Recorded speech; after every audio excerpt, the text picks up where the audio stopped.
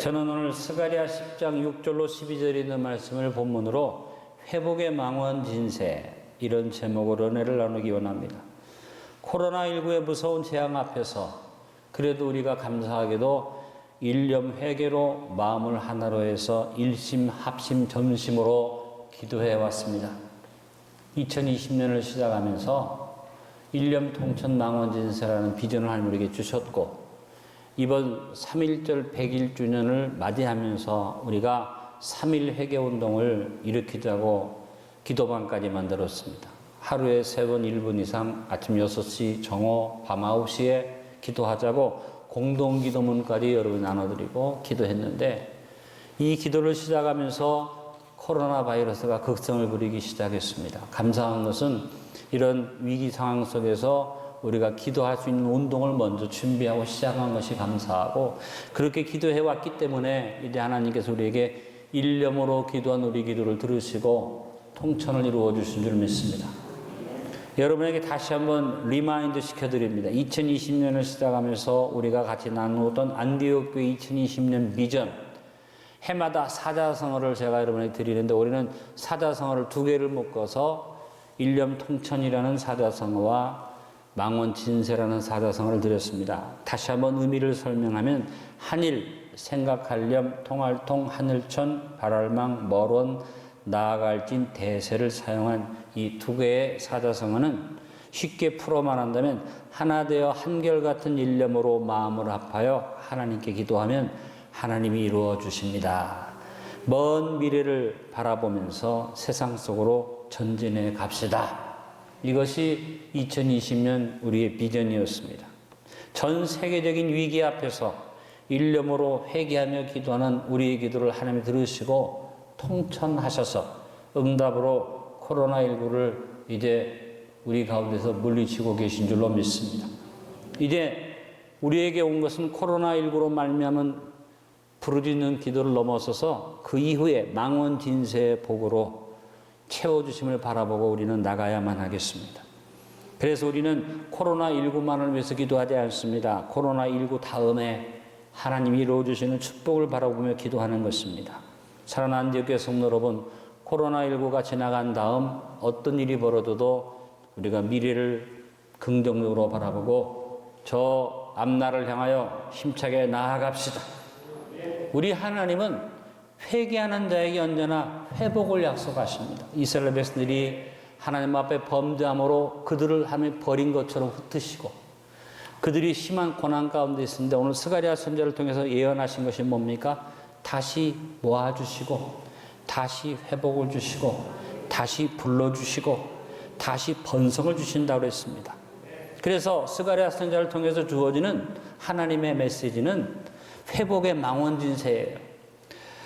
우리도 코로나19로 인해서 힘이 어렵고 움츠러들고 위축되고 두려워 떨고 있는데, 여러분 부정적인 것을 털어버리고 긍정적으로 망원 진세의 꿈을 가지고 갑시다. 물론 이 코로나19가 지나간 다음에 우리의 현실은 굉장히 어려울 것으로 예상합니다. 이 예상은 그대로 맞을 것입니다.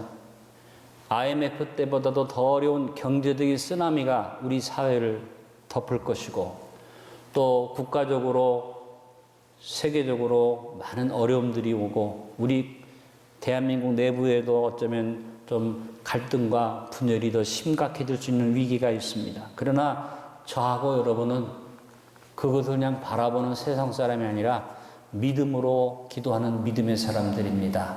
우리 망원 진세를 바라보고 기도하고 준비합시다. 먼저 오늘 본문을 통해서 첫 번째 생각하고 싶은 것은, 하나님의 마음인 긍휼을 망원 진세의 근거로 삼고 기도합시다.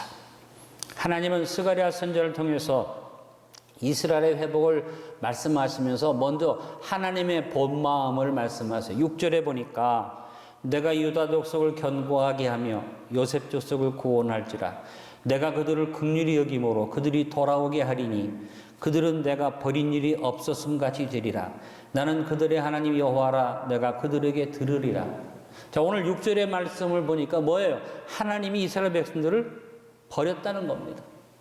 하나님 이스라엘 백성들을 치셨다는 것입니다. 그들을 징계하셨다는 것입니다. 그런데 하나님이 내가 너희를 치고 너희를 어렵게 한 것은 내 본 마음이 아니야. 나의 본 마음은 너희를 견고하게 하는 것이고 나의 본 마음은 너희를 구원하는 것이야. 그리고 하나님 본 마음을 말씀하십니다. 따라합니다. 긍휼히 여김으로 돌아오게 하리니. 하나님의 본 마음은 긍휼히 여기는 마음이에요. 바로 부모의 마음, 가정의 달을 맞아서 우리가 자녀들을 바라보는데 바로 아비 어미의 마음이 하나님 아버지의 마음이다. 여러분, 자녀를 혼낼 때 자녀에 대해서 분노할 때가 있습니다.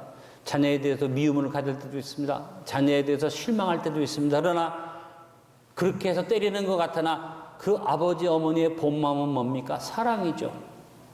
그 자녀가 잘 되기를 바라는 마음이고 자녀가 돌아서기만 하면 때린 것 이상으로 더 잘해주려는 마음을 가지고 준비한 마음이 아버지 어머니의 마음이에요. 그래서 아버지의 마음은 자녀가 새롭게 견고하게 서는 것이 아버지의 마음이에요. 오늘 하나님도 그 마음을 말씀하십니다. 6절에 내가 유다 족속을 다시 견고하게 하며 내가 요셉 족속을 구원하며 그 다음에 주신 말씀이 더 중요하죠. 긍휼을 내 마음이 긍휼이다. 긍휼은 뭐예요? 늘 말씀드린 엘레우스라는 이 말은 사랑의 한 표현인데 철저하게 구체적으로 준비한 사랑의 마음이 긍휼입니다. 여러분, 우리 하나님은 우리를 사랑하시되 그냥 말로만 사랑하시는 분이 아니에요. 이미 자연을 통해서 우리에게 이걸 보여주셨어요. 온 세상 만민들이 하나님을 모른다고 하고 하나님을 떠나 있어도 하나님은 모든 만물을 다 준비해서 천지 만물을 주셨어요. 내일이라는 날 속에 우리가 준비하고 우리가 다 마련한 것들도 있겠지만 사실은 기본적으로 하나님 주시는 긍휼의 은혜가 꽉 차서 내일도 우리에게 옵니다. 여러분, 이 세상 사람들이 그걸 다 누리고 살면서도 하나님의 예비하신 사랑을 모르지만 하나님이 사람을 향한 마음은 긍휼입니다. 그리고 그 긍휼을 가지고 어디까지 영원한 것까지 준비하신 하나님이 그 영원한 미래를 준비하기 위해서 하나뿐이 없는 아들 예수 그리스도를 이 땅에 보내시고 십자가에 못 박혀 돌아가게 하신 다음에 단번에 영원한 속죄를 이루시고 우리를 위해서 영원한 미래를 준비해 주셨습니다. 그래서 십자가는 그냥 단순하게 예수님이 나를 위해서 십자가에 못 박힌 것이 아니라 하나님 아버지의 긍휼을 상징하는 겁니다. 십자가 안에 영원한 구원이 내재되어 있습니다. 십자가 안에 눈으로 보지 못하고 귀로도 듣지 못하고 마음으로 생각지 못한 하나님의 예비하심이 꽉 차 있습니다. 그래서 유다 사도가 유다서 21절에 말했습니다. 하나님의 사랑 안에서 자기를 지키며 영생에 이르도록 우리 주 예수 그리스도의 긍휼을 기다리라. 여러분, 영생에 이르도록 어떤 일이 벌어지고 어떤 고난이 오고 어떤 역경이 오고 코로나 바이러스가 덤벼들고 더 큰 경제적 위기가 와도 예수 그리스도의 긍휼을 기다리라. 철저하게 십자가를 붙듭시다. 코로나19의 거친 재앙을 헤쳐나가며 우리는 하나님이 지시하신 나무 십자가 붙들고 살아갑시다. 이스라엘 백성들이 애굽에서 나와서 광야에 쓴물을 만나서 복통을 일으키고 그 물을 마실 수가 없는데 목은 마른 어떻게 할까 할 때 하나님이 모세에게 한 나무를 지시하셔서 그 나무를 물에 던짐에 쓴물이 단물로 바뀌었습니다. 하나님이 우리를 위해서 온 인류를 위해서 지시하신 나무 십자가를 우리의 쓴물의 환경에 던질 때 하나님이 우리의 쓴물을 단물로 바꾸어 주실 것입니다.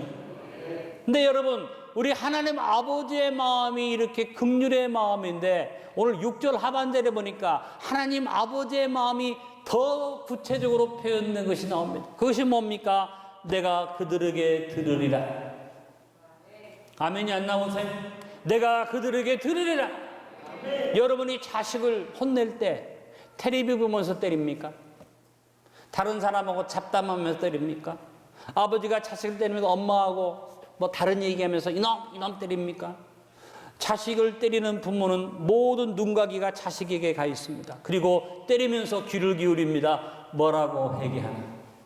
뭐라고 말하나? 너 잘했냐? 아직도 회개 안 하냐?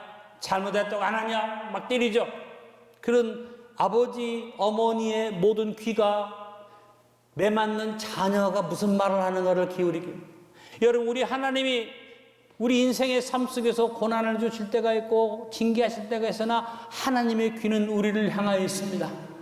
코로나19라는 이 무서운 바이러스가 온 세계를 휩쓸고 있을 때 이 고통 속에서 울부짖는 우리를 놓고 하나님이 귀를 기울이십니다. 저들이 뭐라고 말하나? 저들이 어떤 자세를 가졌는가? 여러분, 우리 하나님 앞에 우리는 나를 향하여 내가 그들을 들으리라. 이 귀한 은혜의 마음, 아버지의 마음을 기억하는 여러분 되시길 바랍니다. 저는 다시 한번 이 코로나19를 지나가면서 시편 116편 1절로 2절의 고백을 생각했습니다. 여호와께서 내 음성과 간구를 들으심으로 내가 그를 사랑하는도다. 그의 귀를 내게 기울이셨으므로 내가 평생에 기도하리로다.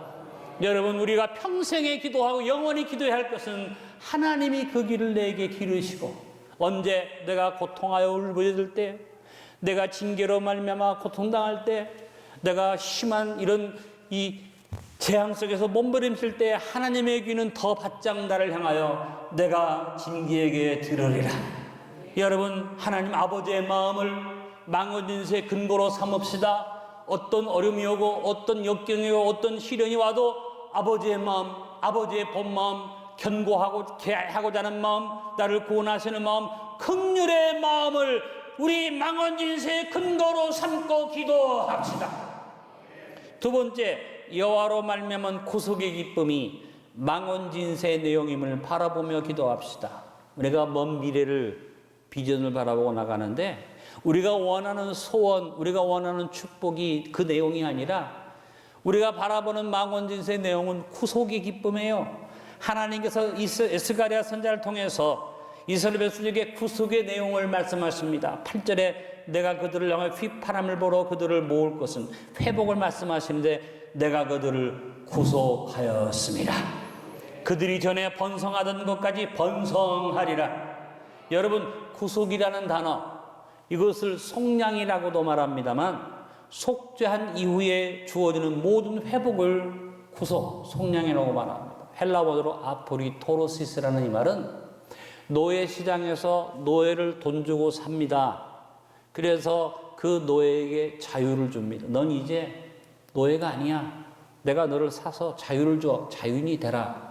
이것까지는 배속이라는 말입니다. 대신 값을 지불했다는 것입니다. 그런데 자유인으로 만들 뿐 아니라, 그런데 네가 오늘부터 자유인인데 이제 네가 뭐 하겠느냐?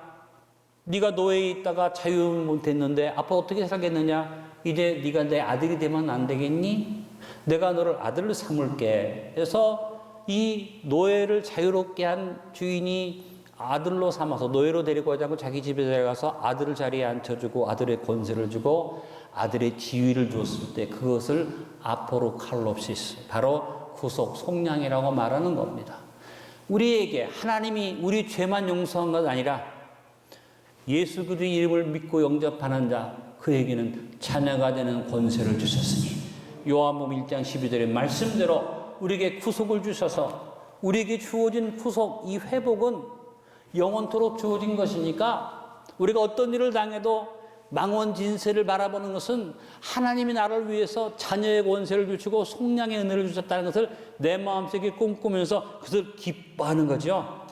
여러분, 그래서 하나님이 8절에 이 이스라엘 백성들의 회복을 말하기 전에 7절에서 뭐라고 말합니까? 내가 너를 구속할 텐데 네가 선행 조건으로 해야 할 네 마음의 기본적인 마음이 뭐라고? 에브라임이 용사 같아서 포도주를 마신 같이 마음이 즐거울 것이요 그들의 자손 보고 기뻐하며 따라합니다. 여호와로 말미암아 마음에 즐거워하리라. 지금 포로로 잡혀가 있고 지금 고난을 당하고 지금 버림받은 것처럼 있지만 네 마음속에 다른 것 생각하지 말고 아버지 여호와로 말미암아 기뻐하고 즐거워하기만 하면 내가 너의 그 마음을 보고 휘파람을 휙 불어서 너를 다시 고속시키고 번성케 하고 번성하게 하리라. 여러분, 코로나19 속에서 우리가 마음에 담아야 할, 망언진세로 바라봐야 할 내용이 뭐냐? 구속의 기쁨이에요. 이 기쁨이 여러분 있기를 간절히 바랍니다. 이 고난 속에서 우리는 기도해야만 합니다. 시편 51편 11절로 12절에 고난 속에 있는 자가 이런 기도를 했습니다. 나를 주 앞에서 쫓아내지 마시며 주의 성령을 내게서 거두지 마소서. 주의 구원의 즐거움을 내게 회복시켜 주시고 차원하는 심령을 주사 나를 붙들어 주소서. 저는 기도합니다. 하나님, 우리 대한민국을 주 앞에서 쫓아내지 마시고 이 대한민국에 은혜를 주셔서 불과 50년 만에 세계적인 경제대국을 이루어 주셨던 이 은혜, 성령의 은혜를 거두지 마시고 주님, 우리 이 민족이 겸손해져서 구원의 즐거움을 회복시켜 주시고 우리 한국교회가 회개하고 차원하는 마음으로 주 앞에 엎드리게 하여 주옵소서. 여러분, 우리가 하나님 앞에 바라보는 이 망원진세의 내용이 다른 게 아니라 구속의 기쁨이에요. 그래서 여호와로 말미암아 기뻐하는 거죠. 우리가 뭘 생각해야만 합니까? 늘 같이 읽었습니다만 하박국 3장 17절로 18절의 말씀이 망원진세를 바라보는 우리의 마음에 꽉 차 있게 되기를 바랍니다.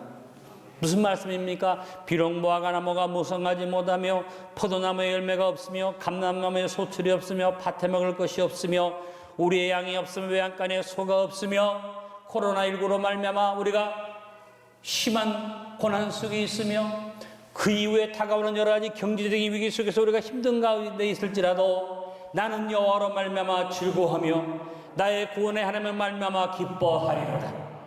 하나님 말씀에 더하거나 빼면 안 된다고 했는데 제가 의무적으로 좀 추가를 했습니다만 이것은 내용을 변질시키는 추가는 아니고 우리의 현대 상황을 추가한 거니까 큰 문제가 없겠죠. 여러분, 없어도 고통스럽고 힘들고 어렵고 다 빼앗기고 지금 우리가 재난 가운데 있어도 여호와로 말미암아 즐거워하는 마음이 우리의 마음속에 내용으로 꽉 차서 기뻐하고 즐거워하며 하나님의 구속의 기쁨으로 넘치면 그것이 망원진세 내용으로 주어지고 그것을 바라보고 기도하는 자에게 현실적인 축복도 주실 줄로 믿습니다. 여러분, 구속의 기쁨을 노래하며 삽시다. 구속의 기쁨으로 내용 삼고 기도합시다. 하나님은 스가랴 선지자에게 견고한 믿음을 가질 때 하나님의 구원이 보장된다는 것을 말씀하십니다. 11절로 12절에 말합니다.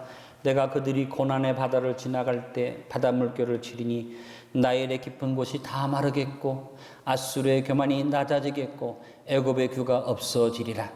내가 그들로 나 여호와를 의지하여 견고하게 하리니 그들이 내 이름으로 행하리라. 나 여호와의 말이니라. 하나님께서 이스라엘 백성들을 끌어내셨어요. 애굽에서 끌어내셨는데 어떡합니까? 홍해 바다가 가로막혔죠. 근데 하나님이 그것을 바다 물결을 치시고 가르셨습니다. 깊은 곳이 다 마르게 했습니다. 바벨론에서 그들을 끌어내시고 끌어내오실 때에도 여러 가지 역사가 있었지만 하나님이 그 모든 강대국들의 세력을 꺾으시고 그들을 하나님 이름으로 행하게 해주셨습니다. 만약에 큰 문제가 없다면 하나님이 앞으로 견고하게 되어서 내 이름으로 행하리 이런 말 할 필요 없죠. 뭐 앞으로 편안한데 이렇게 하나님이 회복을 주시고 그들에게 좋은 번성을 주셔도 그들 앞에 고난의 바다가 올 것이라는 겁니다. 그들 앞에 어려운 일이 올 것이지만 어떻게 합니까? 내가 그 바다 물결을 칠 것이다. 그리고 이스라엘 백성들에게 말합니다. 내 이름으로 행하라. 내가 보장하니까 앞으로 너에게 어떤 어려움이 와도 내 이름으로 행하라. 여러분, 구원의 결과는 과거와 현재만 보장하는 게 아닙니다. 우리의 미래를 보장합니다. 하나님께서 코로나19의 미래를 보장해 주십니다.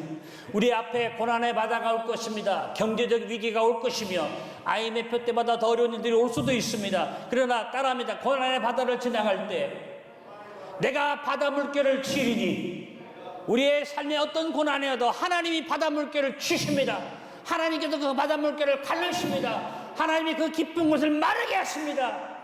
그리고 우리의 미래에 어떤 일이 와도 하나님 말씀하십니다. 견고하게 하십니다. 여호와를 의지하면 고난이 변해서 나의 견고함이 됩니다. 이 코로나19가 변해서 코로나19는 경제적 위기가 변해서 우리에게 새로운 축복이 됩니다. 베드로전서 5장 10절에 모든 은혜의 하나님 곧 그리스도 안에서 너희를 부르사 자기의 영원한 영광에 들어가게 하시니가 잠깐 고난을 당한 너희를 친히 온전하게 하시며 굳건하게 하시며 강하게 하시며 털을 견고하게 하시리라. 하나님의 보장의 결과로 우리 삶에 하나님의 열매가 맺혀서 더 견고하게 되는 그 아름다운 보장을 아멘으로 받으시길 바랍니다. 여러분, 어쩌면 여러분이 절망할 수밖에 없는 일이 올 수도 있습니다. 코로나19 바이러스가 더 새로운 변종으로 극성을 부릴 수도 있고요. 너무나도 경제적으로 어려운 일이 닥쳐와도 힘든 그런 경우가 올 수도 있지만 우리는 그것 보지 말고 하나님 보장을 봅시다. 하나님이 바닷물결을 치시고 깊은 곳을 마르게 하시고 하나님 우리를 인도에 더 견고하게 만드실 것이다. 그리고 한 가지만 하면 됩니다. 내가 여호와의 이름으로 행하겠습니다. 여러분, 스가랴 선지자가 가장 마지막에 한 말이 중요합니다. 그들이 내 이름으로 행하리라. 앞으로 우리에게 어떤 일이 오든지 예수님의 이름으로 행합시다. 하나님의 이름으로 행합시다. 이 코로나19 위기가 지나가면서 사람들이 겸손해져야 하는데 안타까운 건 뭐냐면 이 코로나 위기가 와가지고 우리나라도 마찬가지고 미국과 같은 저 유럽의 강대국도 마찬가지고 사람의 힘으로는 할 방법이 없어. 그렇잖아요. 그래서 그냥 어떻게 하나 하고 애를 썼는데 다행히 이렇게 잘 코로나19가 잡혀가서 이제 방역이 잘 되고 그래서 잡혀가는데 어떻게 해야지 돼요? 하나님의 은혜입니다. 하나님이 하셨습니다. 정말 사람이 아무것도 할 수 없는데 하나님이 도와주셨습니다. 이 하나님께 영광 돌려야 하는데 자기들이 잘해서 것처럼 아니 목숨 걸고 방역하고 목숨 걸고 이 코로나19를 극복하기 위해서 했었던 의료진들이 그렇게 얘기하면 또 우리가 고개를 숙일 수 있는데 초기에 제대로 대처를 못해가지고 우리나라가 얼마나 어려웠습니까? 그때는 싹 덮어버리고 어떻게 해요? K방역 해갖고 세계적으로 모범방역하고 막 잘난 척을 했어요. 그러자마자 어떤 일이 벌어집니까? 또 코로나19가 또다시 확진자가 나타난 일이 벌어졌어요. 저는 그걸 보면서 생각이 뭐냐면 누구도 코로나19가 정리될 때 자랑하면 안 된다. 이것이 자기들의 공로인 것처럼 착각하면 안 된다. 겸손해져야 한다. 이건 하나님의 은혜다. 하나님의 축복이다. 세상 사람들은 몰라도 우리 한국교회는 깨달아야지 돼요. 하나님의 은혜였습니다. 그리고 고백해야지 돼요. 여호와의 이름으로 행하겠습니다. 욕심 같으면 우리나라 정부와 모든 국민이 하나님, 하나님의 은혜였습니다. 우리가 하나님 이름으로 행하겠습니다. 이러면 얼마나 좋겠어. 그런 역사가 일어나면 하나님이 대한민국에 엄청 축복을 줄 텐데 안타까운 마음이 있지만 그거는 우리들의 요망사항이지만 우리들이라도 그렇게 행할 수 있게 되기를 간절히 바랍니다. 여러분, 한국 사람이 만든 방역 조건이 뭐가 그렇게 좋아서 K방역하고 떠듭니까? 그것도 아무 의미가 없는 겁니다. 그렇게 자랑하다가 더 코 납작해 질 수 있으니까 조심해야지 됩니다. 교만하면 안 됩니다. 우리가 조심하고 어떻게 하나님께서 끝까지 이 나라를 지켜주시기를 우리는 기도해야만 합니다. 하나님의 보장을 믿읍시다. 오늘 결론을 맺습니다. 스가랴 선지자는 하나님이 베푸시는 구원의 내용에 대해서 구체적으로 예언했습니다. 이 스가랴의 예언이 오늘 코로나19의 재앙 속에 회개하며 기도한 우리에게 주시는 하나님의 약속임을 믿습니다. 첫 번째, 하나님의 마음인 긍휼을 망원진세의 근거로 삼고 기도합시다. 두 번째, 여호와로 말미암은 구속의 기쁨이 망원진세의 내용임을 바라보며 기도합시다. 세 번째, 번성과 회복이 망원진세의 비전임을 바라보며 기도합시다. 네 번째, 견고한 믿음이 망원진세의 보장임을 확신하고 기도합시다. 그래서 우리가 회복을 바라보는데 근거가 아버지의 마음이고 내용이 구속의 기쁨이고 비전이 하나님 주시는 번성이고 하나님의 보장이 나에게 있음을 믿으면서 우리가 제대로 회복의 망원진세를 바라보고 기도하고 나갈 때 온전한 회복, 아름다운 열매를 맺는 회복으로 우리를 축복해 주실 줄로 믿습니다.